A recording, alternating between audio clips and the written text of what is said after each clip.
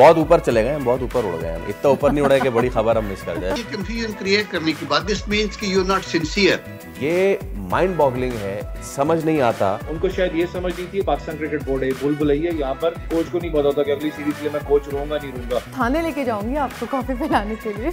मैंने डाका मार के कॉफी पीनी है। नहीं, टेक्नोलॉजी से सबसे ज्यादा फायदा जिसे हुआ है वो खवातीन है।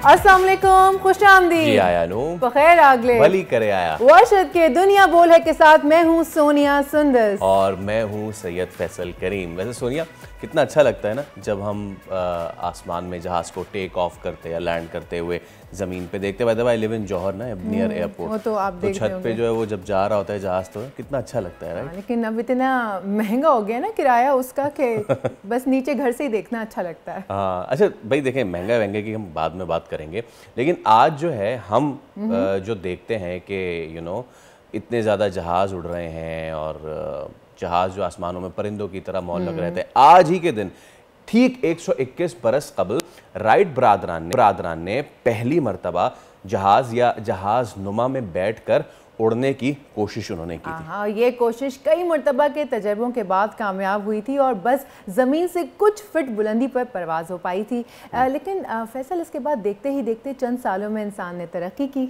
हाँ, और आज महीनों का सफ़र, दिनों का सफ़र घंटों में पूरा करने का जो सेहरा है, ये विल राइट और विल्बर राइट के साथ जाता है। लेकिन आपको मज़े की, मैं एक बात बताऊँ आपको मैं भाई, मज़े की बात यह है कि इंसानी तारीख में उड़ने की ये पहली कोशिश नहीं थी। अच्छा, हमें तो लगता है ये कोशिश पहली थी क्योंकि यही सारी ज़्यादा हाईलाइटेड है। नहीं, ये अच्छा? इससे पहले जो सबसे पहले बंदा उड़ा था इस पूरी दुनिया की मालूम तारीख में, वो थे एक उस्मानी साइंटिस्ट, मुसलमान उस्मानी साइंसदान अहमद हज़ार फ़न।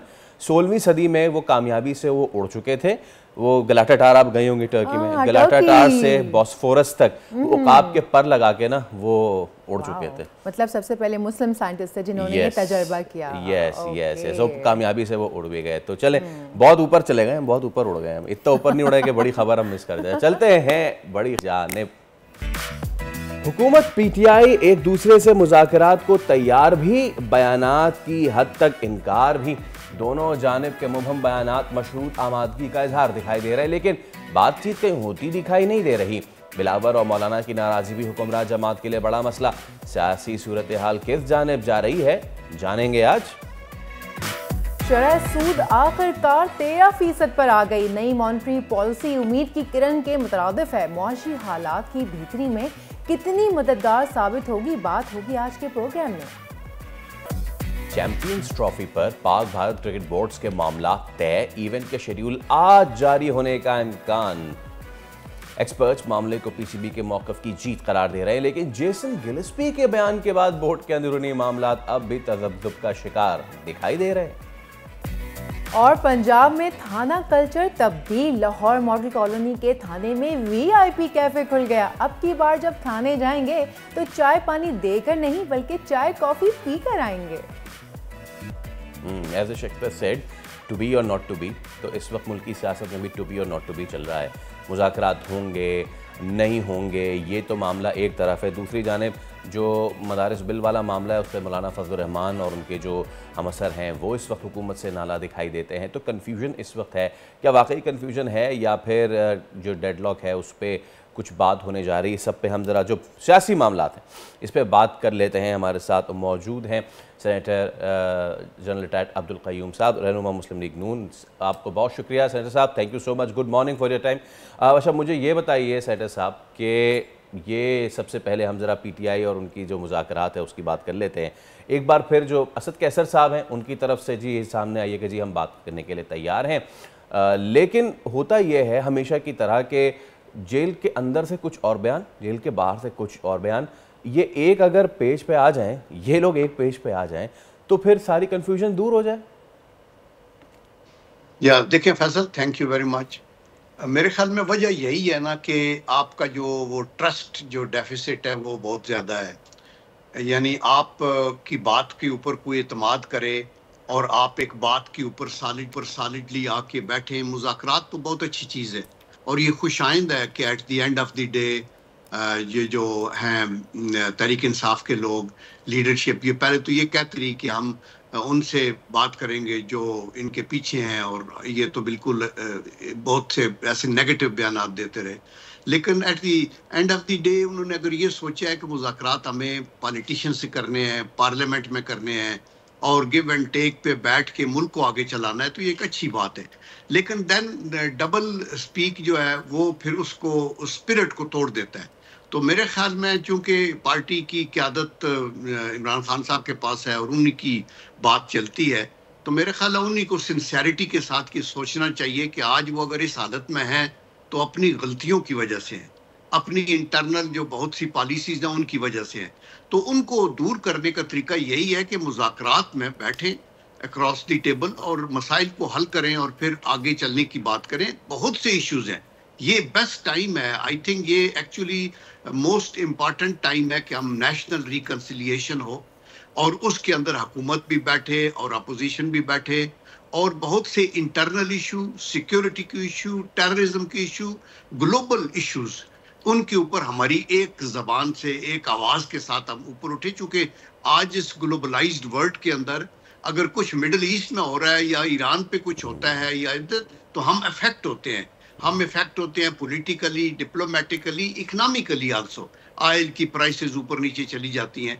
तो मेरे ख्याल है ये बिगर इश्यूज हैं। इसी तरह अफगान पॉलिसी आपकी नीड्स टू बी रीविजिटेड और उसके अंदर भी सबका एक सर जोड़ के बैठें और देखें कि हम अफगानिस्तान के साथ क्या करें कि ब्रेक थ्रू हो ताकि ये दहशतगर्दी की लानत से निजात मिले। तो मेरे ख्याल में बहुत कुछ है कहने को, करने को। तो आई होप एंड प्रे कि ये मुज़ाकरात का गो एड इमरान खान साहब देते हैं रियली और फिर उसके ऊपर कायम रहते हैं। जी वैसे सर कल असद कैसर ने भी कहा कि मुज़ाकरात के लिए तैयार हैं और साथ कहा कि जर्गी की भी कोशिश कर रहे हैं और एहतजाज में आने की भी बात कर रहे हैं। तो ये कन्फ्यूजन क्रिएट करना नहीं है? या ये कन्फ्यूजन क्रिएट करने की बात, दिस मीन्स कि you are not sincere. Point ये है कि आपने पहले जरगे भी किए, आपने धरने भी किए, आपने यलगार भी की, तो क्या हासिल हुआ? मतलब at the end of the लोगों को इतनी तकलीफ में डाला, मुल्क को तकलीफ में डाला, फाइनेंशियल लॉसेस आपके इतने वो फाइनेंस मिनिस्टर बता रहे थे एक्सक्यूज मी कि 2.25 अरब जो है 129 बिलियन उसके ऊपर खर्च हो जाते हैं और ये होता है। तो मेरा मतलब है कि इन चीज़ों से दूर होके सिंसियरिटी के साथ आगे आएँ और कौम के सामने भी आप सुरखरू होंगे अगर आप सिंसियर हो और हुकूमत को बताएं कि जी ये हमारे मुतालबात हैं, उनके जो मुतालबात हों वो सुने। और फिर ये जो वो कहते हैं ना बगल में छुरी और मुंह से राम राम, खुदा के लिए इस पॉलिसी को छोड़ें। एक तरफ आप मुज़ाकरात की बात करें, दूसरी तरफ आप देखें कि बैरूनी दुनिया में यहाँ से भगोड़े बैठे हुए एक ऐसा नैरेटिव चला रहे हैं तहरीक इंसाफ के नाम पे जो अफवाज पाकिस्तान के खिलाफ, उनकी लीडरशिप के खिलाफ, मुल्क की सालमियत के खिलाफ वो वहां से कर रहे हैं। इन सब लोगों को लगाम दिया जाए और इनको डिसओन किया जाए और मुल्क के अंदर बैठ के कहें ये किसने सियासत करनी है तो इधर आके करें। और इसी तरह जिन लोगों के केसेस हैं वो उनमें जो बेगुनाह है हुकूमत वो देखे और जल्दी जल्दी फैसला करे, उनको रिलीज किया जाए। और जिन लोगों के ऊपर मुकदमात में वो अपने फेस करें अपने मुकदमात को, अदलिया के निज़ाम को इफेक्टिव बनाया जाए। तो मेरा मतलब है कि आगे चलने की बातें तो यही है ना। अगर आप ये कहेंगे कि हम जो है नाफरमानी की कॉल भी दे सकते हैं और हम मुज़ाकरात भी करना चाहते हैं और हम जिरगा बुला के ये भी करना चाहते हैं, you are giving mixed signals. तो हुकूमत तो इकोनॉमी स्टेबलाइज हो गई है, आपका इंटरेस्ट रेट और ज्यादा नीचे आ गया है, आपकी स्टॉक एक्सचेंज देखें, आपकी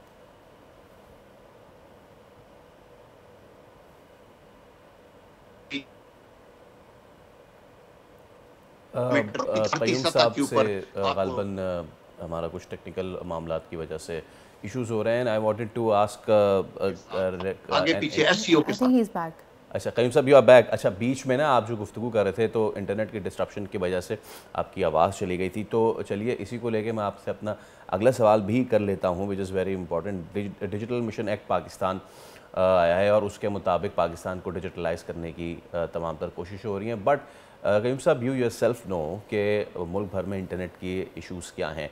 हाँ, एक तरफ जो सिक्योरिटी मामलात हैं वो बिल्कुल उसमें होने चाहिए और उस पर तो कोई दो राय नहीं, उस पर कोई समझौता नहीं हो सकता, लेकिन दूसरी जानिब कयूम साहब, अब आपको नहीं लगता कि हमें अब इस मामले का हल कर लेना चाहिए? हमें इंटरनेट के साथ क्या करना है, उसके साथ कैसे चलना है, किसको रसाई देनी नहीं देनी है, let's be done with it, so that हमारा फ्रीलांसर से लेके हमारे तमाम तर लोग, तमाम तर क्या, सबके सभी इंटरनेट से जुड़े हुए हैं ना, तो वो भी एक चीज़ हो जाए। तो उस पर आपकी मैं राय जानना चाहूँगा।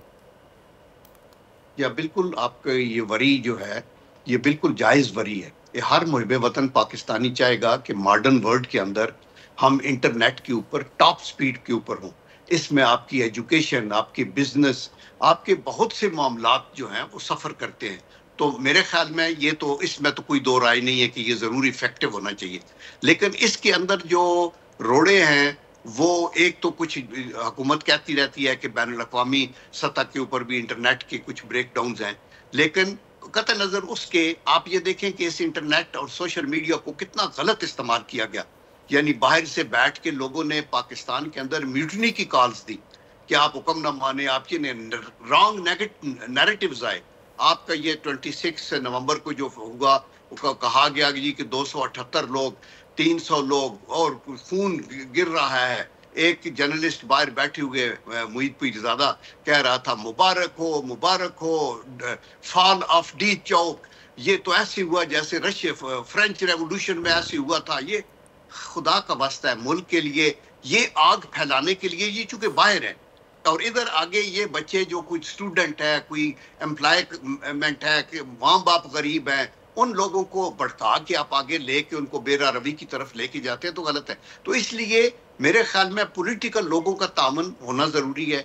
डिसऑन करें ये बाहर से जो नेगेटिव न्यूज आती हैं, लेकिन इसका कोई हल जरूरी है, क्योंकि इंटरनेट इस दौर में अगर इम्पीडेड होगा या रिटार्डेड होगा या किसी वजह से वो नहीं चलेगा तो इससे नुकसान बहुत ज्यादा होता है और जो फायदा है वो शायद कम होगा। Absolutely, thank you so much Abdul Karim Sahab, हमारे साथ आप मौजूद थे। It's been a pleasure talking to you always, and join करते हैं तो बहुत शुक्रिया आपका। तो जनाब ये तो थे सियासी मामलात। हम एक ब्रेक लेते हैं। ब्रेक के बाद ना, आज मैं बहुत गुस्से में हूँ, बहुत ज़्यादा गुस्से में हूँ, और मेरा नाम जेसन गिलेस्पी है। हाँ, हम ब्रेक के बाद आपको पता चल गया होगा। इसका मतलब है ये वाली ब्रेक का वक्त, ये वाली नहीं, आप ना करें शॉर्ट यार, अभी ना करें, जब अभी ना करें, दूसरे वाले में। ठीक है, जल्दी से ब्रेक लेते हैं। ब्रेक के बाद वापस आते हैं, देखते हैं फैसल गुस्से में क्यों है, ताकि ये कर सकें।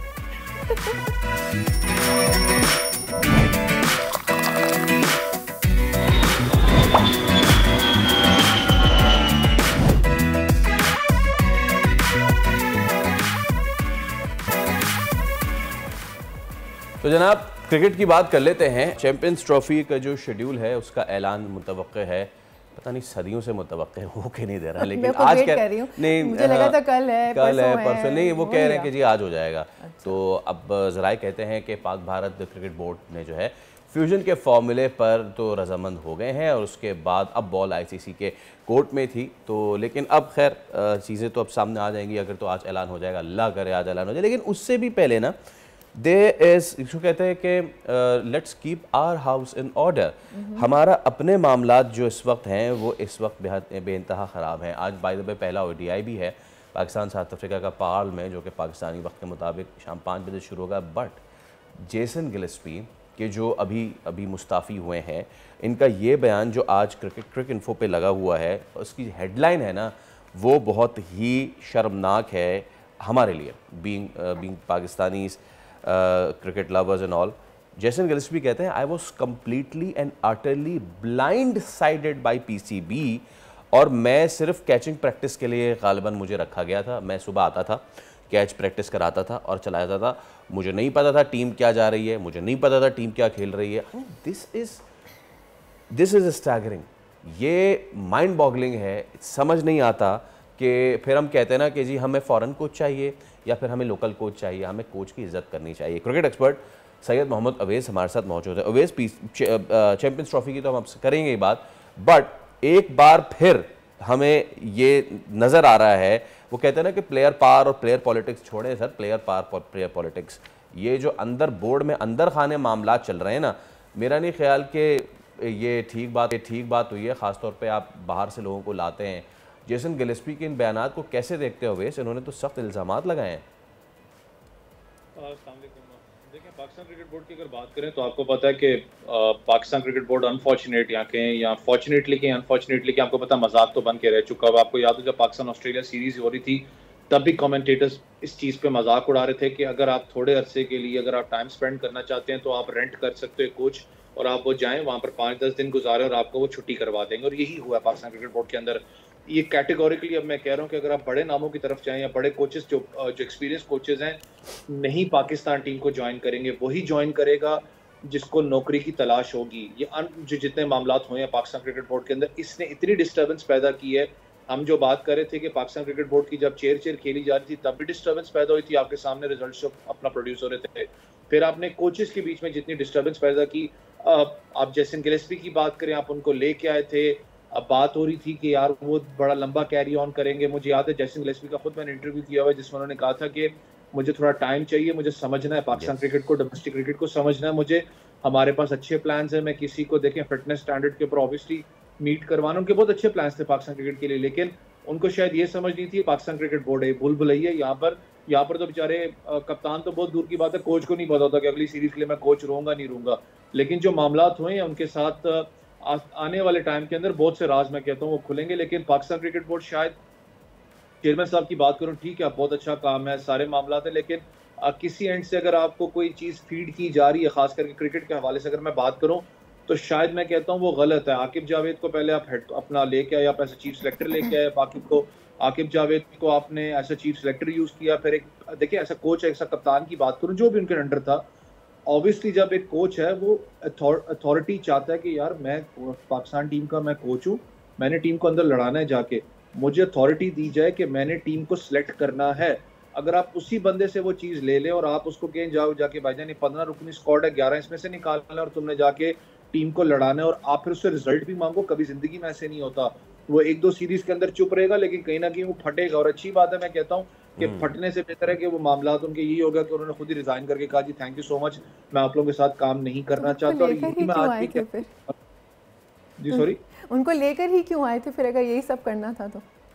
देखिए मैंने आपको कहा ना सिर्फ खानापुरी आपने करनी थी उस वक्त, क्योंकि आप ढूंढ रहे थे कि यार जो मामला चल रहे हैं क्रिकेट बोर्ड के अंदर को बड़ा नाम पाकिस्तान क्रिकेट के साथ जुड़ जाए। और वही हुआ कि आपने 2 बड़े नाम लेके आए जिनको लिटरली मैं खुद भी हाईलाइट करता हूँ कि उन्होंने जिस तरीके से इंडिया को उसने वर्ल्ड कप जिताया। गैरी कर्स्टन की बात करूँ, फिर जिस तरीके से लीग टीम्स को जिताता हुआ आया, फिर आप इनकी बात करें, इनके पास भी एक्सपीरियंस था। लेकिन याद रखें कोई भी कोच हो, चाहे इस वक्त आकिब जावेद भी अगर मौजूद हैं वहाँ पर, डिसलाइक लाइकिंग अपनी जगह मामला होते हैं, लेकिन आपको टाइम देना पड़ता है अगर आप रिजल्ट्स चाहते हैं। ये रिजल्ट नहीं होता कि आपको कि 2 महीने या 1 महीने के अंदर आप जाके सारा कुछ चेंज कर दें, आपको रिजल्ट के लिए टाइम देना पड़ता है। लेकिन जो इस वक्त सेटअप पाकिस्तान क्रिकेट का है, मैं आपको फिर बता रहा हूँ, चाहे रिजवान आपके कप्तान ज़रूर हैं, अच्छे तरीके से उन्होंने पेशावर को भी लीड किया हुआ है, मुल्तान सुल्तान को भी लीड किया हुआ है, आपको नज़र भी आते हैं फील्ड के अंदर बिजी, लेकिन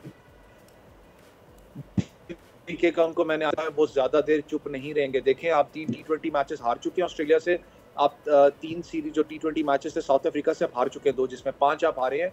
वो प्रेशर जो उनसे रिजवान के ऊपर आ रहा है, इस चीज़ पे परफॉर्मेंस पे भी उनकी आ रहा है, तो वो कहीं ना कहीं चीज पे फटेंगे किसी दिन मीटिंग के अंदर के चाहिए जो मैं चाहता हूँ टीम मैंने लड़ानी है अंदर जाके। ज्यादा देर आप इस चीज को दूर नहीं रख सकोगे उस कप्तान से, तो उस तरीके से किस तरीके से और आकिब जावेद उस सिचुएशन को हैंडल और जैसे कि आपने भी कहा कि जेसन का ये बयानात है कि भाई मुझे थोड़ा टाइम दीजिए, I want to see the domestic cricket of Pakistan, मैं देखना चाहता हूँ।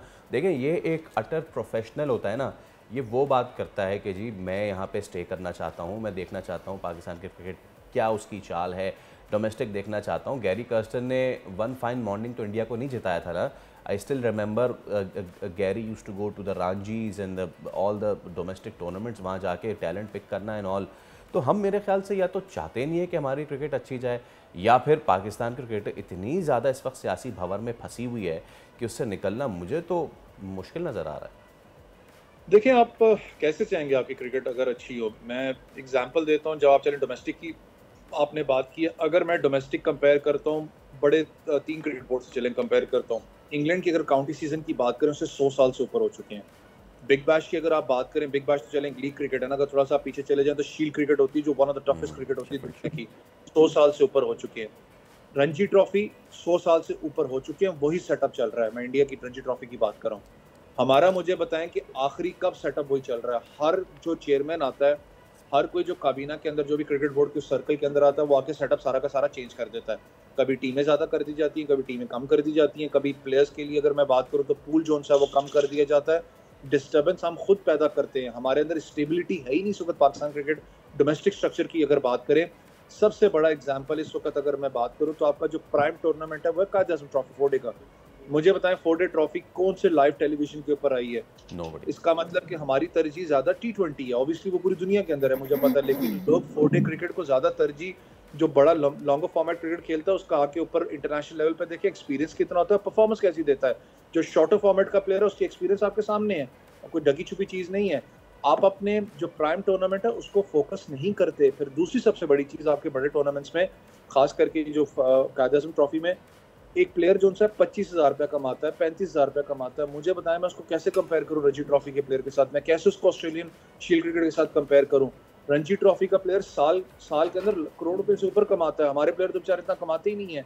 स्पॉन्सर्स नहीं है हमारे प्लेयर्स के पास। रणजी ट्रॉफी के अंदर शील्ड क्रिकेट की बात करें, वहाँ पर स्पॉन्सर्स हैं बाकायदा, बैट की स्पॉन्सर की बात करूँ या शू स्पॉन्सर की बात करूँ। हमारा जो लड़का आके डोमेस्टिक खेलता है उसके पास तो इन चीज़ों की कमी है, उन बेचारों के पास इन चीज़ें नहीं होती ना स्पॉन्सर वहाँ पर जाता है।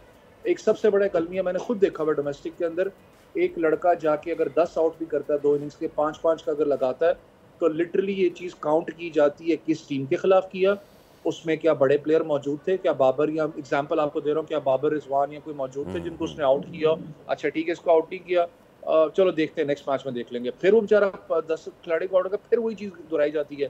यहाँ पर मसला ये है कि काउंट ये किया जाता है कि भाई उसने किस टीम के खिलाफ और किन प्लेयर्स को उसने आउट किया, तब जाके उसको लाइमलाइट मिलती है। इसलिए कहते हैं कि जरूरी होता है कि आप लाइव टेलीकास्ट करो। कम से कम कल को मैं भी हूँ, लोग भी हूँ, बैठ के बात फिर करते हैं कि यार लड़का परफॉर्म कर रहा है, इसको पाकिस्तान टीम में आना चाहिए। अच्छा बिल्कुल। अब जरा चैंपियंस ट्रॉफी की भी बात कर लेते हैं ना। ऐलान आज हो रहा है, कल हो रहा है, परसों हो रहा है, बस हम यही सुन रहे हैं, तो कुछ एक्सपेक्टेड है कि आज हो जाएगा?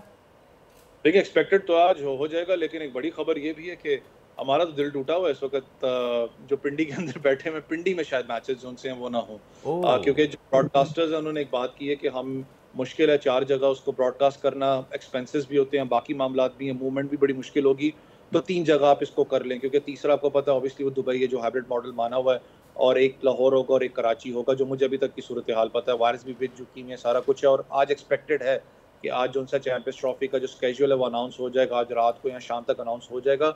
लेकिन एक पूरे ओवरऑल अगर सिनेरियो की बात करूं कि पाकिस्तान क्रिकेट बोर्ड को अप्रिशिएट करना पड़ेगा कि डटे रहे हैं, आखिरी दम तक डटे रहे हैं। पाकिस्तान ने पूरी कोशिश की है कि उसको लॉबिंग जो उनकी बड़ी स्ट्रॉन्ग थी पाकिस्तान क्रिकेट बोर्ड की। इस दफ़ा दूसरे क्रिकेट बोर्ड्स के साथ आप बात करें कि लाइजॉन बड़ा तगड़ा था, क्रिकेट बोर्ड्स ने पाकिस्तान के हक में इसमें वोट भी दिया, और बहुत से क्रिकेट बोर्ड्स ने आंखें भी दिखाई हैं इस दफ़ा भारत को कि भाई कल को इसका मतलब तुम पाकिस्तान के साथ कर रहे हो, हमारे साथ भी करोगे, और ये होगा कहीं ना कहीं आगे जाके आपको। फिर जो रिजिड एक स्टांस था आपका लीगल डॉक्यूमेंट पे, आपने उनसे साइन भी लिए हैं कि भाई अगर ठीक है अगले जो चैंपियंस ट्रॉफी है, वर्ल्ड कप है, जितने मामलात हैं, पाकिस्तान हाइब्रिड मॉडल पे खेलेगा और श्रीलंका जाके खेलेगा, उस पर आपने लीगल डॉक्यूमेंट पे इस दफ़ा साइन भी किया, क्योंकि आगे आगे चैलेंजेबल भी है। तो अच्छी बात है कि आपका स्टांस बड़ा तगड़ा है, लेकिन जितना प्रेशर इस वक्त ICC की तरफ है, चाहे वो स्पॉन्सर्स की बात करें, मीडिया की बात करें, मीडिया राइट्स की बात करें, बहुत ज़्यादा फैन प्रेशर भी है कि आज कैजुअल अनाउंस हो जाना चाहिए, क्योंकि लोगों ने प्लान आउट करना होता है। 2 महीने रह चुके हैं आपके सामने, अभी तक कोई चीज़ फाइनल हुई नहीं, लेकिन हमारी तरफ से चाहे स्टेडियम्स की बात करें, स्टेडियम्स की रेनोवेशंस की बात करें, जो डेडलाइन इस वक्त पाकिस्तान क्रिकेट बोर्ड ने दी हुई है वो मीट होगी। और एक बड़ी अच्छी बात है कि 10-10 दिन की डेडलाइंस दी होती है किसी भी प्रोजेक्ट को कवर करने में। अभी तक कोई भी प्रोजेक्ट ताखीर का शिकार नहीं है, सारे के सारे टाइमली जो है वो परसू हो रहे हैं। हाँ, लेकिन अवेश जो आपने ये बात बताई ना कि हो सकता है पिंडीवाल जो हैं वो महरूम रह जाए, दिस इज़ वेरी अनफॉर्चुनेट। और जितनी रेनोवेशन हुई फिर वो तो फिर क्या कह सकते हैं उसका। Thank you so much Avesh. चले अगर रेनोवे है तो फिर आप PSL के मैच एंजॉय कीजिएगा। अब तो यही हो सकता है, क्योंकि हो सकता है चैंपियंस ट्रॉफी भाई हो जाए, अब शेड्यूल हो जाए जिस तरह, पता है हम ये ICC और BCCI हमें वहाँ ले आया है कि भाई अब हो जाए, कहीं भी हो जाए, कराची में हो जाए, लाहौर में हो जाए, या नाज़िमाबाद में हो जाए, कटीपाड़ी में हो जाए, अल्लाह का वास्ता शुरू करें और अब ब्रेक हो जाए। हाँ ब्रेक भी हो जाए, ले लें ब्रेक जल्दी से। एक छोटा सा मैं ब्रेक के बाद वापस आते लाताल्लुकी हैं। का ऐलान करता हूँ, मैं जानता ही नहीं।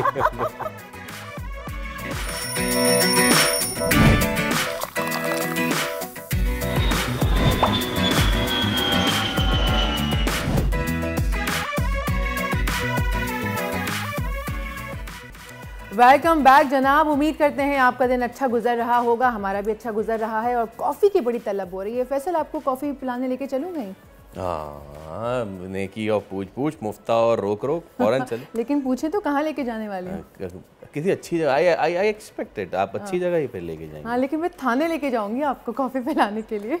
मैंने डाका मार के कॉफ़ी पीनी है। नहीं, मैं बता या जिस जगह कॉफ़ी पीनी है वहाँ मैंने राज़नी करनी है। क्या एक ऐसी पुलिस स्टेशन है जिसके अंदर कैफ़े है भाई, और एक गैर मामूली सी बात है, थर्ड कल्चर कॉफ़ी ऐसा ही एक कैफ़े है जिसे हालिया दिनों में लाहौर के मॉडल टाउन थाने के अंदर खोला गया है। अब सर्दियों के दिनों में वहाँ खूब महफिलें और रौनकें सजती नज़र आ रही हैं और लोग थाना कल्चर से भागने के बजाय वहाँ जाकर कॉफ़ी के मज़े लूट रहे हैं जनाब। क्या बात है, आई मीन ज़बरदस्त। इसी पे हम बात करें तो हमारे साथ मौजूद हैं सैयदा शहरबानो नकवी साहिबा, जो कि असिस्टेंट सुपरिटेंडेंट ऑफ पुलिस हैं। शहरबानो साहिबा, good morning, thank you so much. I hope you had your morning coffee. और क्या आपने आज की अपनी मॉर्निंग कॉफ़ी घर में ही पी या फिर वहीं पे जहाँ पे? I did. हमारा thank you so much for having me. I hope I'm audible. Yeah, you are. Please go on. जी, तो this idea was basically we decided to do a joint venture. हम चाह रहे थे कि हम लोग we open our infrastructure to the general public. तो उसके लिए हम लोगों को एक ऐसा एरिया चाहिए था जिधर लोग जो रेजिडेंट्स हैं उनके पास ये पहले प्रोविजन मौजूद ना हो, और Model Town was the perfect place. और we decided to do a joint venture with a private company जिनकी कॉफ़ी वैसे ही लाहौर में बहुत मशहूर है, and considering third culture is a deviant name और वो पुलिस के थाना कल्चर को बड़े अच्छे तरीके से रिप्लेस करता था, तो we decided to collaborate with them. और कितनी अच्छी बात है शहरबानो साहिबा, क्योंकि हमारे यहाँ सिर्फ लाहौर नहीं बल्कि पूरे पाकिस्तान में ही जो हम कहते हैं ना थाना कल्चर से लोग बहुत भागते हैं। लेकिन हम देख रहे हैं पिछले दिनों लाहौर पुलिस की ही एक स्टोरी थी कि जिसमें देव प्रोवाइडेड एन अरीना के जहाँ पे लोग आके अपनी वेडिंग फोटोग्राफी करवा सकें, एक सेपरेट अरीना उनकी तरफ से। और इस तरह का एंडीवर कितना ज़्यादा ज़रूरी है पुलिस और आवाम को करीब लाना, और आवाम के कितने ये उनके हक़ में, उनकी भलाई के लिए है कि पुलिस जो है वो आवाम जो है वो पुलिस पे ज़्यादा भरोसा करे। बहुत ज़रूरी है, क्योंकि एक एलिमेंट ऑफ फेयर है जिसकी वजह से लोग झिझकते हैं अपनी जेन्युइन कंसर्न्स भी पुलिस स्टेशन लाते हुए, स्पेशली जब हम लोग वनरेबल कम्युनिटीज़, ख़वातीन, बच्चों और ट्रांसजेंडर्स या इस तरह की माइनॉरिटीज़ की बात करते हैं, तो लोगों के अंदर जो झिझक है वो इसी तरह ख़त्म हो सकती है अगर हम अपनी एंटरप्राइजेस को ट्रांसपेरेंट बनाएं, उनको वेलकमिंग बनाएं, ओपन डोर पॉलिसी का इस्तेमाल करें और अपने कॉन्स्टेबलरी और अपर सबऑर्डिनेट्स के अंदर ये सेंसिटाइजेशन ले आएं कि anybody who walks into the police station is very important and as important as any senior officer coming in. तो उसकी वजह से वो जो फेयर का एलिमेंट है ना वो कम हो जाएगा। हमने इंफ्रास्ट्रक्चर्स को, सारे पुलिस स्टेशंस को, कोई पर्टिकुलर एरिया नहीं, सारे पुलिस स्टेशंस को कहा है कि आप फोटोग्राफी करना चाहते हैं इधर आप आ जाएं, आप फिल्म मेकिंग करना चाहते हैं आप आ जाएं, आप इस जगह को ड्रामाज में यूज करना चाहते हैं आप जरूर आ जाएं। उसकी वजह से ये हुआ है कि people have started coming and going in our police stations. इस बात के अंदर एडिशन करूंगी वो ये है कि हमने अपनी जो मीटिंग एरियाज हैं वो भी जनरल पब्लिक के लिए ओपन कर दी हैं कि आप आएँ, अगर आपको कोई और जगह नहीं मिल रही अपनी पर्सनल मीटिंग करने के लिए, इंटरनेट आपने इस्तेमाल करना है, तो आप हमारे मीटिंग रूम्स में बैठना शुरू कर दें और वहाँ आप लोगों के साथ इंटरैक्ट करें। तो this has helped a lot. तो शहरबानो साहिबा, आप लोग जनरल पब्लिक को बड़े अच्छे से फैसिलिटेट कर रहे हैं ताकि जो एक ब्रिज कायम हुआ है वो थोड़ा स्मूथ रहे।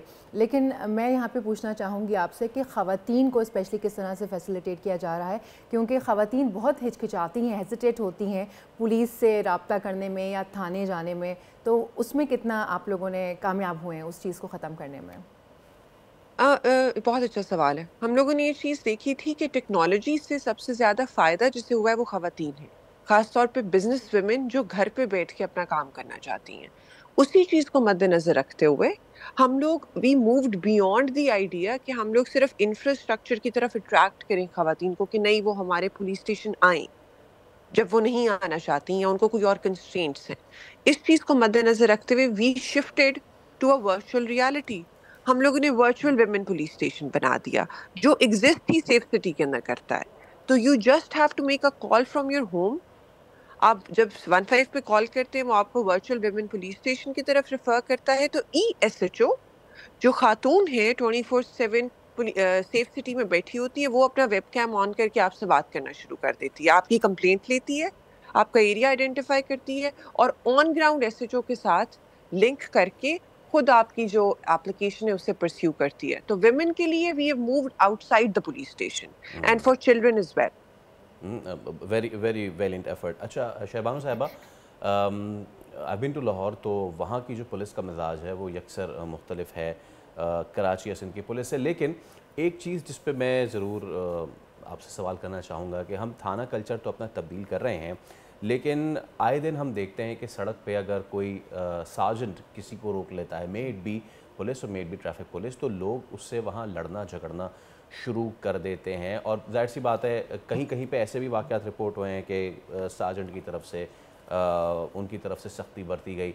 हाउ इम्पॉर्टेंट इट इज़ कि हम ना सिर्फ लोगों को बल्कि अपने महकमात को भी इस चीज़ की भी ट्रेनिंग दें। और आई बिलीव कि इस चीज़ की ट्रेनिंग दी जाती होगी कि अगर आप किसी को रोक रहे हैं तो उसको अगर आपने you have to inquire from him, आपको उससे कोई चीज़ डिमांड करनी है तो कितने तमीज़ से आप उससे बात करें, और वाइस वर्सा आवाम को भी उतनी ही तमीज़ से बात करनी चाहिए। अच्छा, ये हम लोगों ने इंसिडेंट्स की बड़ी इंटरेस्टिंग चीज़ है ये कि इट्स नॉट ये इंसिडेंट्स होते हैं कुछ पर्टिकुलर महीनों में। अच्छा। अगर आप ज़्यादा देखें ना, डेटा को एनालाइज करें तो उसके अंदर ज़्यादातर जून जुलाई के अंदर when people are a bit agitated irritated, मई जून जुलाई, उसके अंदर तल्खी के इंसिडेंट्स ज़्यादा हैं। वार्डन की यूनिफॉर्म फाड़ दी, वार्डन के साथ बदतमीजी कर ली, वार्डन ने बदतमीजी कर ली, वार्डन को थप्पड़ मार दिया। इस तरह के जो ज़्यादा इंसिडेंट्स हैं ये गर्मियों के महीनों में इंटरेस्टिंगली ज़्यादा होते हैं। रमज़ान में ये इंसिडेंट्स ज़्यादा होते हैं। सिमिलरली वायलेंस के इंसिडेंट्स भी रमज़ान में ज़्यादा होते हैं। तो it is based on multiple factors. जहाँ तक ट्रेनिंग का ताल्लुक है तो उसके अंदर इट्स टू वे। हम लोगों ने लोगों को ये सेंसिटाइज करना स्टार्ट किया है कि जब आपको डॉल्फिन रोकती है, they are not supposed to sit in your car. अगर वो गाड़ी में बैठने की कोशिश करते हैं, आप 15 पे कॉल करें। अगर आपको डॉल्फिन रोकती है और बिला वजह आपसे इंक्वायर करती है कि आपके साथ बैठी हुई खातून कौन है, तो आप 15 पे कॉल करें। That constitutes as harassment. Similarly अगर आपसे वार्डन इन 4 या 5 सवालों से ज़्यादा सवाल करता है, लाइसेंस आपका है या नहीं, नंबर प्लेट, गाड़ी की रजिस्ट्रेशन, आप अंडर एज तो नहीं हो, CNIC है, इन 4-5 सवालों से ज़्यादा सवाल करता है तो आप 15 पे कॉल करें। इस तरह का एक ओवर आर्चिंग अकाउंटेबिलिटी मैकेनिज्म से हम लोगों ने एक बहुत सिग्निफिकेंट इम्प्रूवमेंट देखी है अपनी फोर्स के रवैये में। Because at the end of the day जहां आपको पनिशमेंट का डर हो तो उसकी वजह से एक डेटरेंस क्रिएट होना स्टार्ट हो जाती है। तो that has basically allowed us. Training अपनी जगह जारी है। हम लोगों ने ऑटिस्टिक बच्चों के साथ आपने कैसे डील करना है, मेंटली चैलेंज्ड के साथ कैसे डील करना है, उनकी भी ट्रेनिंग करवाई है। लेकिन एक ओवरआर्चिंग मैकेनिज्म जरूरी है। जी शहबानो साहिबा, इतनी चीज़ें आप माशाल्लाह कर रही हैं, इतने सारे इनिशिएटिव्स ले रही हैं, तो कॉफ़ी शॉप के, स्पेशली इस कॉफ़ी शॉप के बाद मज़ीद और कौन से पब्लिक फ्रेंडली इक़दामात हैं जो आप लोग लेने वाले हैं? इस कॉफ़ी शॉप की तर्ज के अंदर हम लोगों ने नोटिस किया कि जो विमेन यूनिवर्सिटीज़ की प्लेसेस हैं, जिस तरह लाहौर में जो लोग आते हैं उन्हें पता होगा कि जेल रोड के ऊपर कनेड भी है, लाहौर कॉलेज फॉर विमेन भी है और मल्टीपल विमेन रिलेटेड इंस्टीट्यूशंस हैं। उसके बिल्कुल सामने हम लोगों ने ड्राइविंग स्कूल बनाया है बच्चियों के लिए, जो खुला होता है सुबह के वक्त।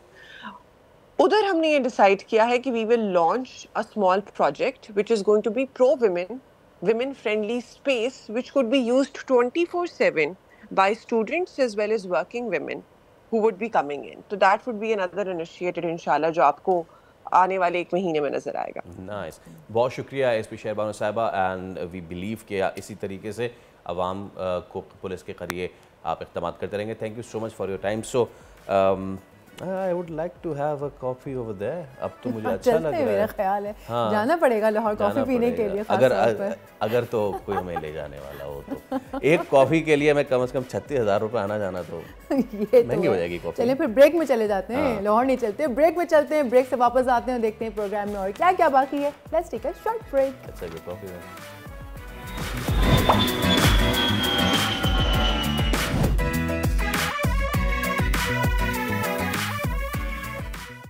वेलकम बैक जनाब। फैसल, स्टेट बैंक ने कोई बड़ा फैसला किया है? स्टेट बैंक ने किया बड़ा फैसला, शरह सूद में 200 बेसिस पॉइंट्स कमी की है और 13% जो है अब इंटरेस्ट रेट जो है वो आ चुका है।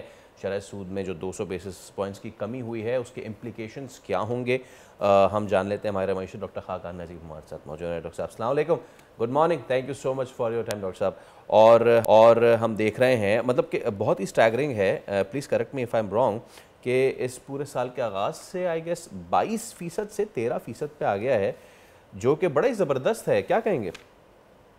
बिस्मिल्लाहिर्रहमानिर्रहीम, आप सही कह रहे हैं। 9% शरह सूद जो है वो नीचे आई है पाकिस्तान की। इसका मतलब ये है कि जो कीमतों के बढ़ने की शरह है उसमें चूँकि खातिर खा कमी आई। जो नवंबर की इन्फ्लेशन है वो 5% के करीब है। पिछले नवंबर ये 29% थी ईयर ऑन ईयर। सो एक साल में कहाँ 29% बढ़ रही थी कीमतें, अब 5% बढ़ रही हैं। और यही लोगों के लिए सबसे इम्पॉर्टेंट बात है समझने की कि ना कीमतें कम हुई हैं बल्कि कीमतों के बढ़ने की शरह में एक वाज़ेह कमी आई है। और इसकी वजह of course external oil stable है, $70-72 पे पाकिस्तान की इकॉनमी को $1 बिलियन ईयर अ मंथ बच रहे हैं इस वक्त, बिकॉज ऑयल की कीमत इतनी नीचे आई है। $1 billion a month on the import bill. फिर इसके साथ साथ जो हमने डिमांड को कम किया मुल्क में, फिर जो थोड़ी सी फूड प्राइसेस जो हैं वो बहुत ही तेज़ी से वहाँ पे उनके बढ़ने की शरह में कमी आई। उसकी वजह यह है कि पाकिस्तान में एग्रीकल्चर लास्ट ईयर अच्छा हुआ। और लास्टली जो मैंने एक्सप्लेन किया, एक बहुत बड़ा बेस इफेक्ट है कि पिछले साल बहुत बढ़ी थी तो उसके ऊपर 5% बढ़ी है। इसने एक रूम क्रिएट किया है कि आपको पॉलिसी रेट में कमी की गुंजाइश दिखाई दी है। पर अभी भी याद रखिए कि 2 फैक्टर्स जो हैं वो अनकंफर्टेबल हैं। नंबर 1 जो कोर इन्फ्लेशन है, जिसमें स्ट्रिप कर देते हैं हम ये फूड और ऑयल को, तो वो अभी भी स्टिकी है, 9.7% पे है कोर इन्फ्लेशन जो है। सो अभी उसके बारे में हमें सोचना है और उसको वॉच करना है। और दूसरी चीज़ यह है कि अभी भी चूँकि फिस्कल का खसारा जो है वो बढ़ सकता है, उसकी वजह बड़ी सामने है। 340 अरब के करीब आपका टैक्स का शॉर्टफॉल है पहले 5 माह में। तो अगर कुछ नए टैक्स के मेजर्स आ सकते हैं तो वो भी इन्फ्लेशन को एडवर्सली अफेक्ट कर सकते हैं। बट ये आपको एक वक्त और स्पेस मिल गई है, कुछ बिजनेसेस चलने चाहिए यहाँ से। आपने अगर जाकर गाड़ी खरीदनी है तो पहले आपको 22 लाख की किस्त देनी थी 1 करोड़ रुपए की गाड़ी पे, आज आपको वही किस्त जो है वो 13 लाख रुपए देनी है। तो आप सोच सकते हैं कि मैं जाकर गाड़ी खरीदूं, बिकॉज वो आपकी जो सख्त है खरीदने की उसमें आ गई है। आप शायद 13 लाख अपनी सैलरी से अफोर्ड पर ईयर कर सकते हो। इसी तरह मैन्युफैक्चरर जो है मशीनरी खरीद सकता है, जो एग्रीकल्चर वाला है वो ट्यूबवेल खरीद सकता है ताकि बेहतर पानी दे, वो बेहतर क्वालिटी का बीज खरीद सकता है, वो बेहतर फर्टिलाइजर डाल सकता है, बिकॉज उसकी शरह सूद में भी एक खातिर खा कमी आई है। इससे जो कारोबार है वो मुल्क में अगर थोड़ा सा चले, और जो ग्रोथ हमारी बहुत नीचे आ गई है, यानी कि 2.5-3% के अराउंड जो ग्रोथ है, that is not enough to create jobs in Pakistan. So all in all जो IMF की एंगेजमेंट हुई, जो कुछ मेजर्स लिए, कुछ हमने इस्टेब्लिशमेंट के मेजर्स देखे, स्मगलिंग और जो अफगान ट्रांजिट ट्रेड पर, इन तीनों चीज़ों ने आपको एक वक्त और एक स्पेस दे दी है कि आप अपने फंडामेंटल जो इश्यूज़ हैं ना उनको ठीक करें। नहीं करेंगे तो मैं तो शायद इंटरव्यू ना कर रहा हूँ आपके साथ 3 साल बाद, पर जो भी कर रहा होगा उसको ये सुनवाइएगा कि मैं ये कहता था कि अगर एनर्जी सेक्टर की तंजीमें नहीं करेंगे, अगर पाकिस्तान की डीरेगुलेशन नहीं करेंगे, अगर पाकिस्तान की ईज़ ऑफ डूइंग बिजनेस पे काम नहीं करेंगे, तो आप ये क्रिटिकल मसाइल हल किए बगैर पाकिस्तान को ये स्टेबलाइजेशन का तीसरी दफ़ा प्रोसेस 10 साल में देख रहे हैं आप। मैं फिर कहता हूं कि लोगों की इंस्टीट्यूशनल मेमोरी नहीं होती।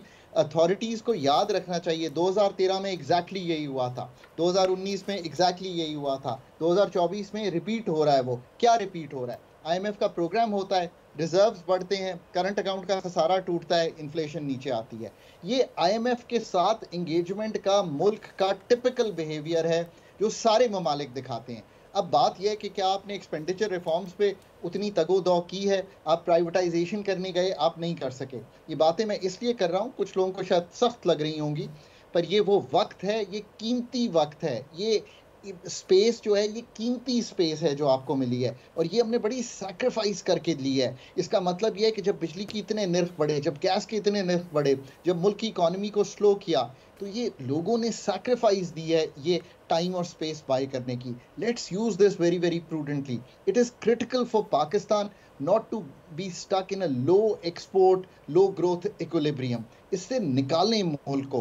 पर इसके लिए मैं आखिर में हमेशा कहता हूँ HR is policy। जब तक मैं हर जगह पर ये ना देखूं कि I see HR of quality जो ये सारे काम कर सके, क्योंकि 77 साल में हम नहीं कर सके ना, मुझे और आपको ये बात एक्सेप्ट करनी चाहिए, वरना PIA, रेलवे, स्टील मिल हुकूमत की तहवील में ना होता, सारे डिस्कोस 600 अरब का नुकसान ना कर रहे होते। आई थिंक अब वक्त है, एक मौका है, सब एक डायरेक्शन में पुल कर रही हैं जो कंसर्न्ड अथॉरिटीज़ हैं। सो आई रियली होप, और हुकूमत बता भी रही है कि हम ये करना चाहते हैं कि हम इन चीज़ों पे डिलीवर कर पाएंगे। अच्छा, अब सिचुएशन ऐसी है कि जब भी, और देखने वालों को बताइएगा कि जब भी इंटरेस्ट रेट में कमी होती है तो वो क्या इम्प्लाई करता है to the common people and to the business as well, क्योंकि वज़ीर आज़म इससे काफ़ी खुश हैं, उन्होंने कहा कि जी इससे इन्वेस्टर आएगा। तो ये मैं चाहूँगा आप लोगों को ज़रूर समझाएं। देखिए, पहले तो ये इम्प्लाई करता है कि आपकी अफरात ज़र कम हो गई है। अगर अफरात ज़र कम ना होती, यानी कि कीमतों के बढ़ने की शरह में कमी आई है, सबसे बड़ा टैक्स एक उस इंसान की जेब पर जो कम सैलरी कमा रहा है या कम बिजनेस, छोटे बिजनेस में है, वो है इन्फ्लेशन। बिकॉज उसके लिए भी कीमत 10 से 12 रुपए ही बढ़ी है, आपके लिए भी उतनी ही बढ़ी है, मेरे लिए भी उतनी ही बढ़ी है। लेट्स से कि आप हाई इनकम अर्नर हैं, मैं मिडिल इनकम अर्नर हूँ, और एक लो इनकम अर्नर है, सब पे इफेक्ट जो है वो 20% का ही आया है जब वो कोई चीज़ खरीदने के आए। ये बहुत बड़ा, तो एक जो रिलीफ है वो सबसे बड़ी ये है कि कीमतों के बढ़ने की शरह में कमी आई है। अब दूसरी रिलीफ ये है कि इन्वेस्टमेंट मुल्क में जो 13% ऑफ GDP है, हमें हमेशा हकीकत पर बेस करके पाकिस्तान का जो मवाजना है दूसरे ममालिक से करना है। चाइना में ये 40% है, यानी कि वो जो कमाते हैं उसका 40% इन्वेस्ट करते हैं और नया ब्रिज बनता है, नई तालीम का इदारा खुलता है, नई रेलवे खड़ी होती है। आप 13% इन्वेस्ट कर रहे हैं यार। सो जो इन्वेस्टमेंट की शरह है वो बढ़ेगी तभी कि शरह सूद कम हो, कोई फैक्ट्री लगाए, कोई नई जो ज़मीन खरीदे उस पर काश्त करे, जो IT का इक्विपमेंट लाकर पाकिस्तान से IT की एक्सपोर्ट बढ़ाना चाहता है वो काम करे। सो शरह सूद में कम होने का मतलब ये है कि मैं बोरो करूंगा, मैं स्टॉक मार्केट में भी इन्वेस्ट करूंगा, इट्स अ गुड थिंग। क्यों? क्योंकि उससे नए IPOs यानी कि नई पब्लिक ऑफरिंग्स होंगी, तो एक नया कारोबार सेटअप होगा। जब ये 22% थी तो कोई भी कारोबार जो है वो वाइबल नहीं लगता था। मैं अगर 1 करोड़ बोरो करके 22 लाख बैंक को दे दूंगा तो घर क्या लेकर जाऊंगा, कमाऊंगा क्या? It was not viable. At 13 lakh जब मैं बैंक को दे रहा हूं तो मुझे 9 लाख रुपया बच रहा है। सो मेरा कारोबार जो है वो वाइबल हो गया है आज। ये और कम भी हो सकता है अगर वो काम आप करें जो मैं कहता रहता हूं और कह रहा हूं तवातर से। पैदावारी सलाहियत बढ़ जाए ना मुल्क की, तो इन्फ्लेशन 5-7% पर आ जाएगी पाकिस्तान की। अगर 5-7% पर आ जाएगी, शरह सूद 9-10 पे आ जाएगी, तो आपका तो कर्जा और सस्ता हो जाएगा। दुनिया में ममालिक जब इम्पटस देते हैं तो वो यही इम्पटस होता है कि शरह सूद कम हो। लॉन्ग टर्म गुड पॉलिसी क्या है कि शरह सूद जी। वैसे sorry to cut you off here, stock market में भी आपने जितना बताया अभी, वैसे स्टॉक मार्केट में भी तारीखी इजाफा देखा गया, शरह सूद में भी कमी हो गई, सारे पॉजिटिव इशारे आ गए। लेकिन इन्फ्लेशन का जो दौर है और उसमें जो कमी के दावे हैं वो वहीं के वहीं हैं। अवाम जो है ना उसको हकीकी नहीं समझते हैं, ऐसा क्यों है? देखिए, अवाम इसलिए हकीकी नहीं समझते कि लेट से कि वो बाज़ार में जाते हैं और पिछले नवंबर से 2 साल पहले उन्होंने 100 रुपये की चीज़ खरीदी, अगले साल वो गए नवंबर में तो 129 रुपये की हो गई। अब उन्होंने कहा कि ये तो बहुत महंगाई है, उस वक्त थी। अब वो अगर बाज़ार जाते हैं तो वो ये समझते हैं कि हुकूमत या हम जैसे लोग ये कह रहे हैं कि जी महंगाई में कमी आ गई है। महंगाई में तो कमी आई नहीं है, वो चीज़ अब 129 की नहीं है, वो 135 की हो गई है।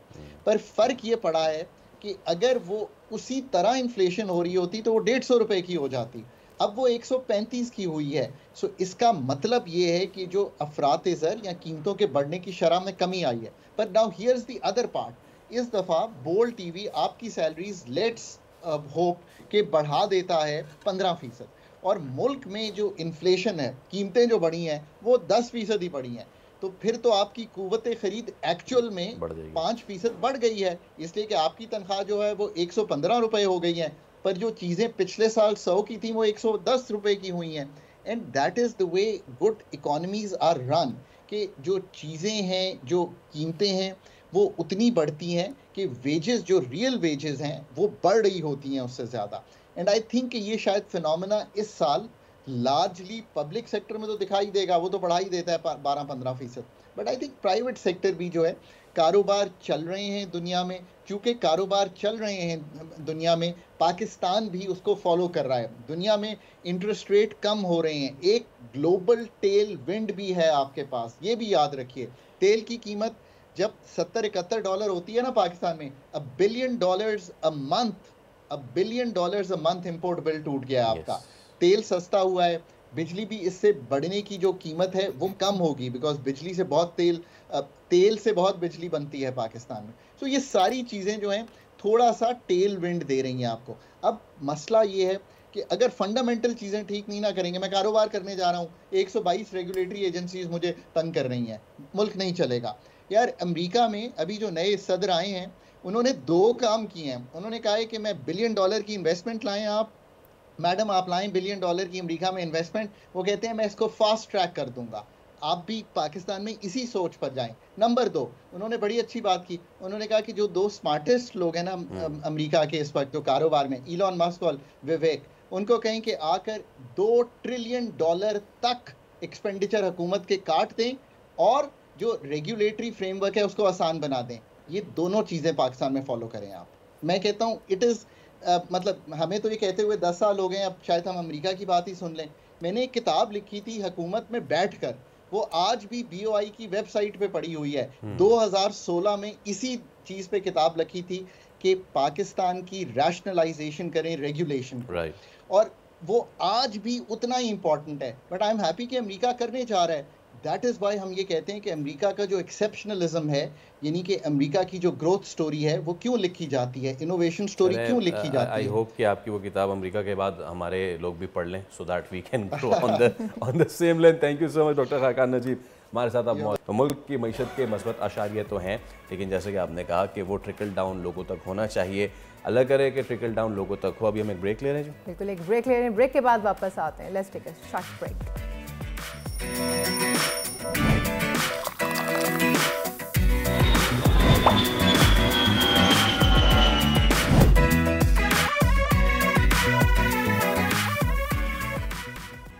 Welcome back. वक्त हो जाता है वेदर अपडेट्स का। मुल्क के बेशतर इलाकों में मौसम सर्द और खुश्क, जबकि पहाड़ी इलाकों में मौसम थोड़ा शदीद सर्द और मतलब अबर आलूद रहने का इम्कान। बलूचिस्तान के शुमाली इलाकों में सर्दी की जो सिचुएशन है वो बरकरार है।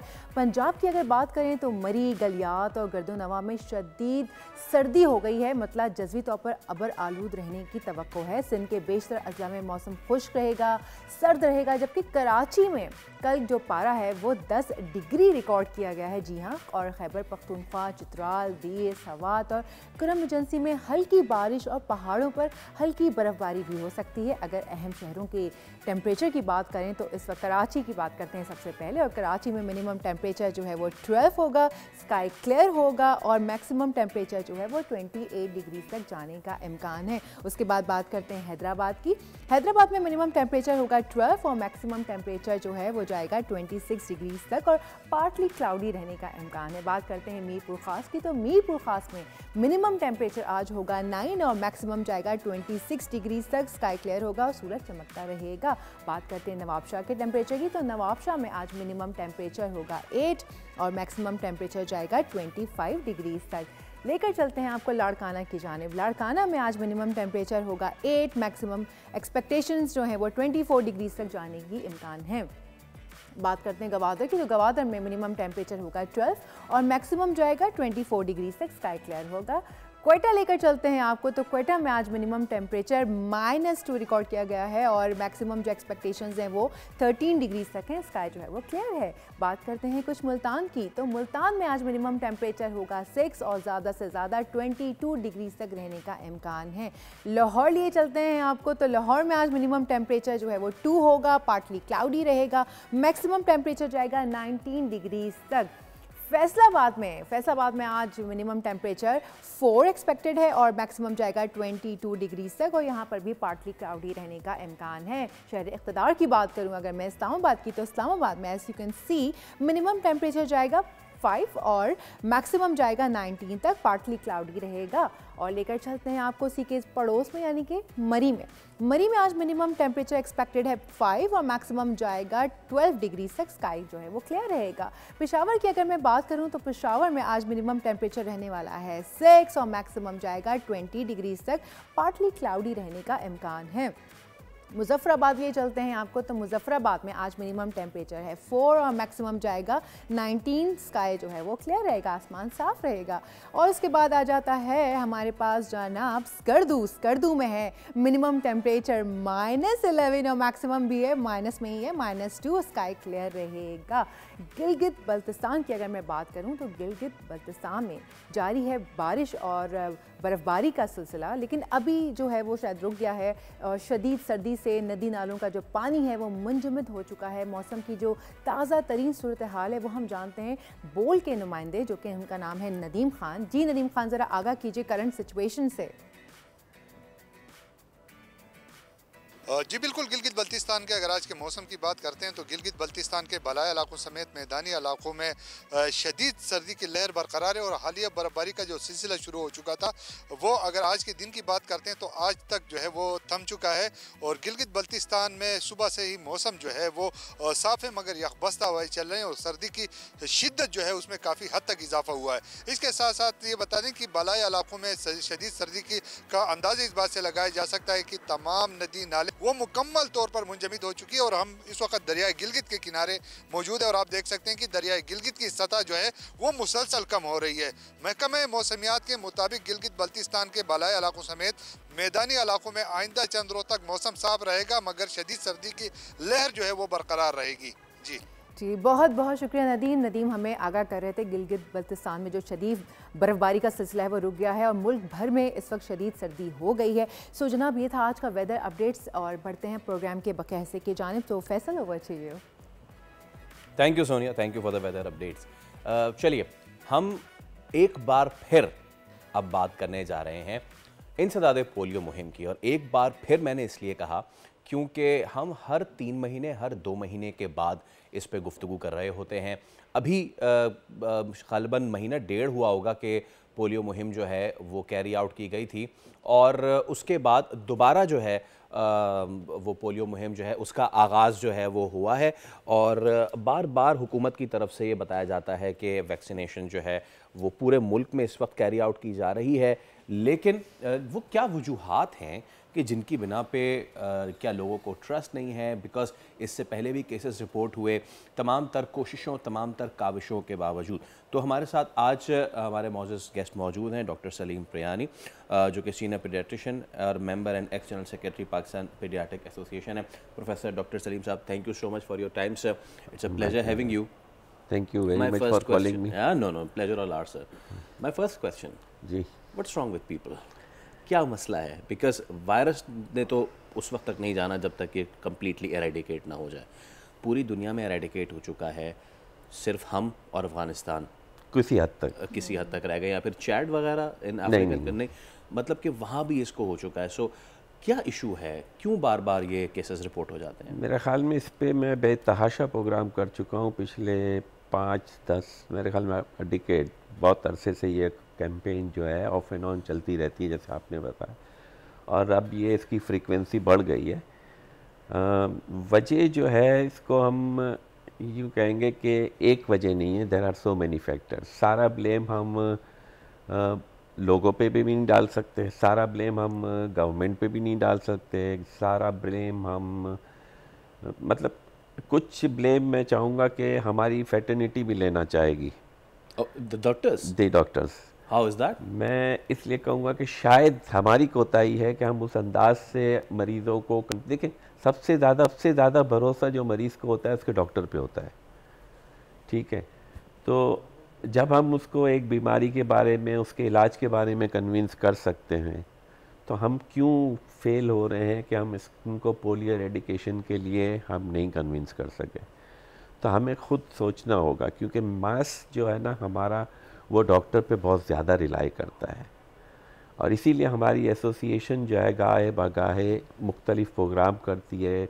बल्कि जब से पोलियो ज़्यादा उजागर होने लगा है, हम लोगों ने डोर टू डोर कैंपेन भी की है लोगों को जो है वो उसके लिए। लेकिन फिर भी कुछ माइंडसेट ऐसा बना हुआ है जिसमें बहुत सारे फैक्टर हैं, जिसके शायद अक्सर आपने सवालात भी किए हों और उसके जवाबात भी मिले हों। जी हाँ।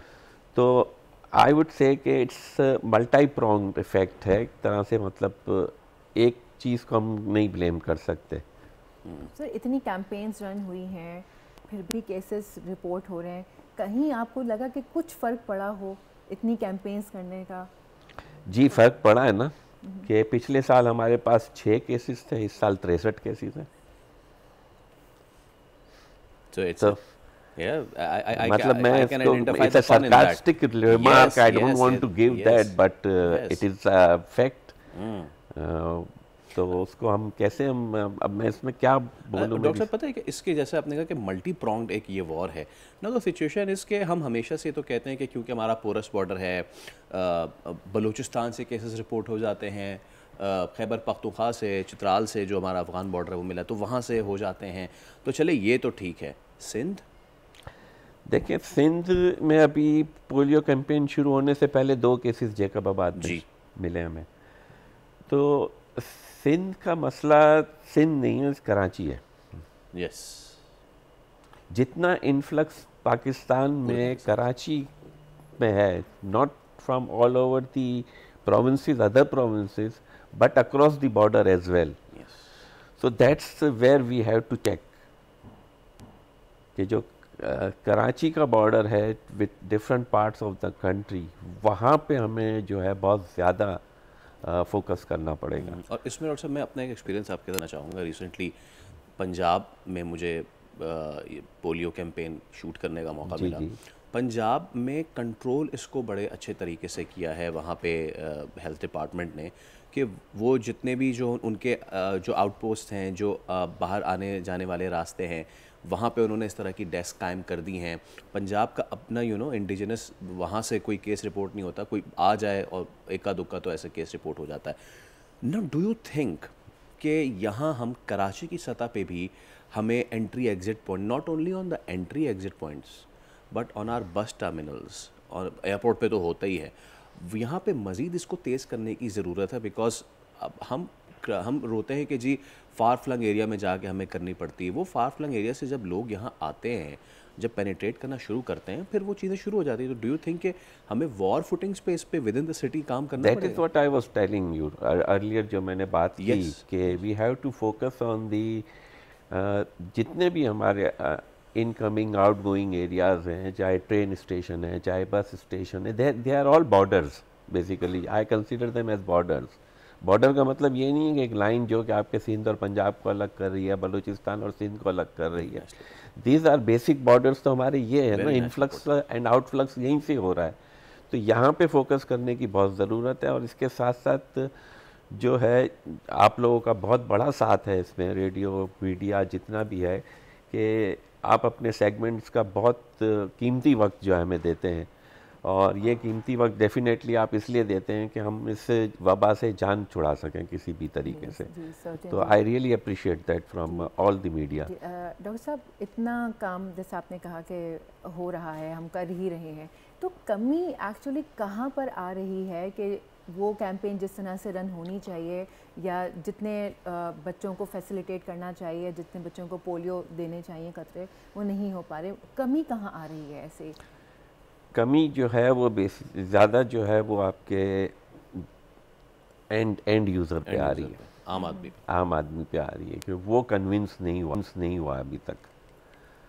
और वो उस अंदाज से जो पोलियो, ठीक है ना, जो ठीक है, एक इसमें मैं सिर्फ एक लोअर क्लास को मैं ब्लेम नहीं करूँगा, अपर क्लास भी है इसमें शामिल, जो कि पढ़े लिखे लोग भी हैं, ठीक है ना। I would like to focus that particularly now on that, के क्योंकि जितना पढ़ा लिखा आदमी होता है ना उतने आर्ग्यूमेंट ज़्यादा होते हैं,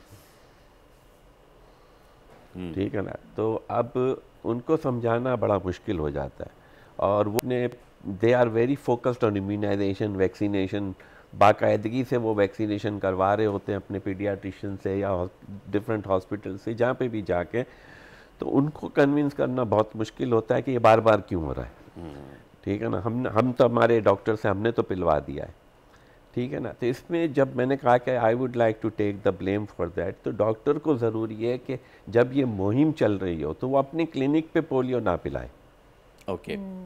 वो फोर्स करे पेरेंट्स को कि आपने जो घर पे आ रहे हैं उनसे पिलवाना है, सो दैट वो रजिस्ट्री में भी आते हैं। हाँ, क्योंकि हम जो करते हैं ना, जो वैक्सीनेशन करते हैं, हम एक शेड्यूल के हिसाब से करते हैं, जैसे 6 हफ्ते पे, 10 हफ्ते पे, 14 हफ्ते पे, जो हमारा एक्सपेंडेड प्रोग्राम ऑफ इम्यूनाइजेशन का एक शेड्यूल है, हम उससे कर रहे होते हैं। ये इजाफी खुराक है, और इजाफी खुराक आपने वहीं करवानी है जब मुहिम होती है, तो that will how we can propagate this thing. और उनको ये बताना बहुत ज़रूरी है कि ये पोलियो के कतरे और जो हम फैला रहे हैं वो सेम है। या अगर आप उम्रे के लिए जाते हैं और जद्दा में या मदीना में या कहीं पर भी आप मुंह खोल के खड़े हो जाते हैं, ये तो ये भी वही कतरे हैं। यस, दैट इज़ वेरी और इंपॉर्टेंट। डॉक्टर साहब मैं चाहूँगा अब ज़रा देखने, बहुत सारे लोगों को ये बात नहीं पता, बहुत सारे लोग सवाल करते हैं, अरे एक बार तो पिला दिया ना, फिर आ गई घर में माएँ, अरे देखो यार स्कूल में पी के आई थी, वो बच्चे का अंगूठे देखें मैडम, देखें ये इनको पर्पल ये लगाया हुआ है, इन्होंने पी लिया है। मैं चाहूँगा ज़रा लोगों को बताएं कि 1-2 बार पीने से मामला हो जाता है। एक पर्टिकुलर कैंपेन में अगर आप पिलवा चुके हैं एंड आपके निशान है तो फिर ज़रूरत नहीं है, ठीक है। लेकिन अगर हर बार कैंपेन हो रही है, अगर 3 महीने पे, तो वो भी पिलाना ज़रूरी है। इसको मतलब मैं इस तरीके से करूँगा, 2 कतरे बार बार हर बार। रीज़न ये है कि ये आपकी इम्यूनिटी को बूस्ट करता है। जैसे आम वैक्सीन शेड्यूल में आपने सुना होगा ना, बूस्टर डोजेज, तो these are the booster doses to eradicate polio, ठीक है ना। अब ये भी समझना बहुत ज़रूरी है कि वैक्सीन कैसे काम करती है, ठीक है ना। इट्स जस्ट लाइक बॉर्डर, ठीक है ना। बॉर्डर पे सिपाही है, हमारे दुश्मन के सिपाही है, हमारे सिपाही है। अगर दोनों तरफ से थोड़ी बहुत गोलाबारी या टक टक नहीं होगी तो सोते रहेंगे। तो ये जो हम पोलियो के कतरे पिलाते हैं वो हमारे जो अंदर के सिपाही हैं उनको जगाता है कि भाई you have to take care. तो इस तरह से वो इम्यूनिटी बूस्ट होती है और वो जागता रहता है। सही, वरना वो सो जाता है और ये 63 केसेस आ जाते हैं हमारे पास। दुआ करते हैं कि अब ये केसेस में ना सिर्फ कमी आए बल्कि ये कम्प्लीटली एरेडिकेट हो जाए, जैसे कि हर बार दुआ करते हैं। प्रोफेसर डॉक्टर साहब, thank you so much for your time, it is a pleasure to have you on the show. उम्मीद करते हैं कि no thank you so much. उम्मीद करते हैं कि जो देखने वाले लोग हैं उन तक ये पैगाम पहुंचा होगा। जैसे कि मोटो है कि फ़ैसला आज करना है, अगर बच्चे को कल चलना है, ये आपके मुस्तकबिल की बात है, ये आपके मुस्तकबिल को संवारने की बात है। तो आपके घर टीम आए तो उनसे प्यार से पेश आएँ, बच्चों को पोलियो के खतरे पिलाएँ और उनको पानी भी ऑफ़र करें। गर्मी सर्दी ठंड ये लोग नहीं देखते, ये लोग आपके बच्चों का मुस्तकबिल देखते हैं। ऐसा ही है। वक्त हो जाता है एक ब्रेक का, ब्रेक के बाद वापस आते हैं। बच्चे का ब्रेक।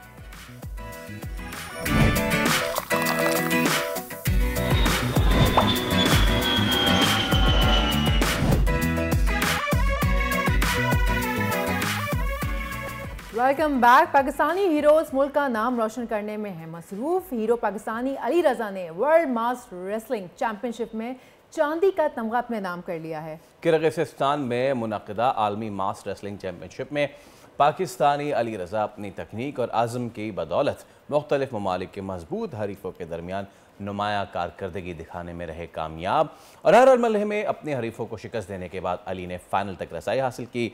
फाइनल में मामूली फ़र्क से रूस के एक तजुर्बेकार खिलाड़ी से हारी तो ज़रूर, लेकिन दिल सबके उन्होंने जीत लिए। सिल्वर मेडल उन्होंने मास रेसलिंग में अपने नाम किया। तो अली हमारे साथ ही मौजूद हैं। अली अस्सलाम वालेकुम, बहुत बहुत सबसे पहले तो मुबारकबाद हो आपको और यकीनन एक बड़ी फ़तह है आपके लिए। थोड़ा सा बताएं मास रेसलिंग जो है क्या कैसा गेम है और एक जो रेसलिंग का इवेंट होता है उससे मुख्तलिफ कितना है ये? वालेकुम सलाम। सबसे पहले तो सारे अपने भलवाल सरगोदा वालों और पाकिस्तान को मुबारकबाद पेश करता हूँ और आपका थैंक यू करता हूँ, आपने मुझे अपने शो में इनवाइट किया। तो ये मास रेसलिंग है ऐसे के सेंटर में बोर्ड होता है और मुखालिफ दो एक वेट के आदमी बैठते हैं, दोनों का एक ही वेट होता है और स्टिक होती है हाथ में, जिसने खींच ली वो जीत जाता है। इसमें बेस्ट ऑफ 3 होती है इसमें। और कौन से ममालिक के जो ओपोनेंट्स होते हैं वो मास रेसलिंग में बड़े तगड़े होते हैं अली? ये जो किर्गिस्तान है, रशिया है, पहले नंबर पर रशिया आता है, फिर किर्गिस्तान है, कजाकिस्तान है, उज्बेकिस्तान है, अमेरिका है, बहुत सारी कंट्री हैं जो अच्छी खेल रही हैं। हाल में हमारे पाकिस्तान में तो इतनी ये गेम नहीं है अभी आई, ये बेसिकली है रशिया गेम है, ये उनकी ना कौमी ये खेल है उनका रशिया का। तो अली इस गेम की कोई ख़ास टेक्निक्स रूल्स हैं, कुछ थोड़ा हमारे साथ शेयर करें? जी इसकी खास है ये, इसमें ग्रिप खोलना होता है, ग्रिप खोल लेते हैं, कुछ पुल मार के आदमी अगला उठा लेते हैं। इसमें काफ़ी सारी तकनीकें हैं ना, जैसे ग्रिप खोल लेना अगले के हाथ से, डंडा ना जो फेर के वो खींच लेता है आदमी, ये ट्रिक है इसकी। जैसे कबड्डी में ट्रिक होती हैं, वैसे मैट रेसलिंग में ट्रिक होती है, इसमें भी ट्रिक है, काफ़ी सारी ट्रिक हैं इसमें। और अली तैयारी किस तरीके से करते हैं आप अपने इसकी, किस तरीके से आप इस कंपटीशन के लिए प्रिपेयर करते हैं? ये इसमें हम स्क्वाड लगाते हैं, डेड लगाते हैं, रनिंग होती है स्टैमिना के लिए और रस्सा कशी हम करते हैं। और वैसे आपने गांव वगैरह में देखा होगा कि पीछे सुहागा पहन के तो भागते हैं टायर पहन के, इसमें वो ट्रेनिंग होती है थाई के लिए। शोल्डर की हम चिन्हे लगाते हैं वेट डाल के, काफ़ी सारी ना इसमें ट्रेनिंग है इसकी मास रेसलिंग की, वो टफ ट्रेनिंग है इसकी। और 2024 की चैम्पियनशिप में कितने ममालिक थे और आपकी जर्नी थोड़ा बताएं कि कैसे स्टार्ट हुई, किन किन ममालिक को हराते हुए फाइनल तक पहुंचे आप? जी अल्हम्दुलिल्लाह इसमें 35 मुल्क थे। तो पहले मेरा पैर उज्बेकिस्तान किर्गिस्तान से, फिर इंडिया से भी एक हुआ है मुकाबला, उसके बाद मेरा रशिया से हुआ है। अच्छा, इंडिया से भी आपका हुआ मुकाबला, ज़रा उस मुकाबले के बारे में तो बताएं ना। जी वो इसने टफ टाइम नहीं था दिया मुझे, वो दस्ती हार गया था लड़का, इतना तगड़ा नहीं था इंडिया वाला। अच्छा वैसे इस मास रेसलिंग में कजाकिस्तान वाले हैं ये अच्छे हैं, और रशिया इसमें बहुत अच्छा है, रशिया जो ना मास रेसलिंग में बहुत अच्छा खेल रहा है वो रशिया। अच्छा मुझे बताइए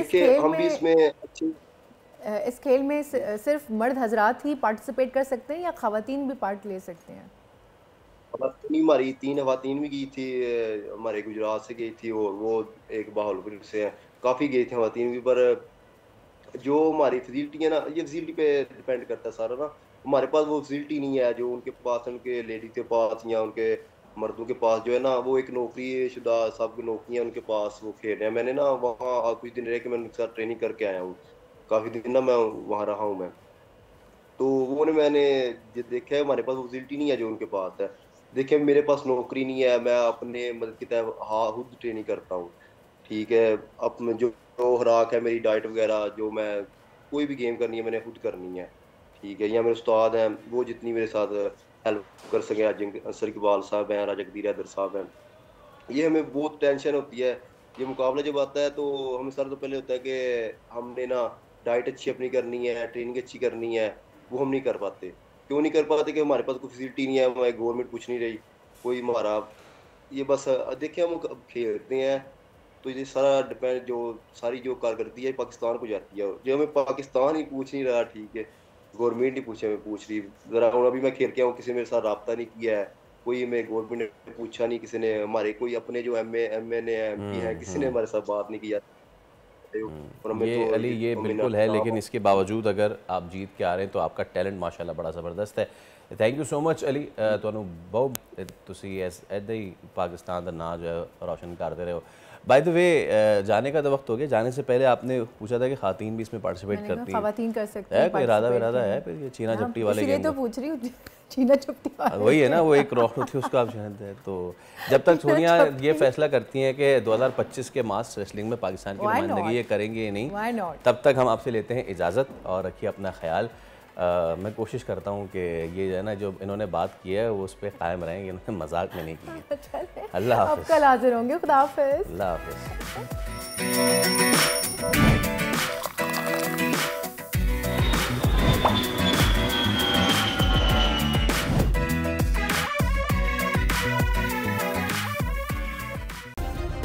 सब्सक्राइब करें और बेल दबाएं ताकि कोई खबर रह न जाए।